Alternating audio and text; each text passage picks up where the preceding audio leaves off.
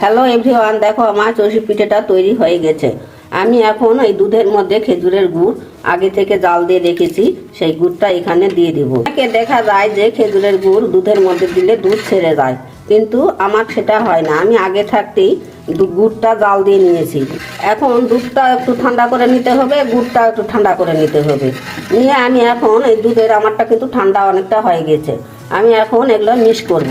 দেখো আমি দুধটা দুধের মধ্যে দিয়ে দিয়েছি, কিন্তু আমার দুধ একটুকুও কাটবে না, খুব সুন্দর হবে।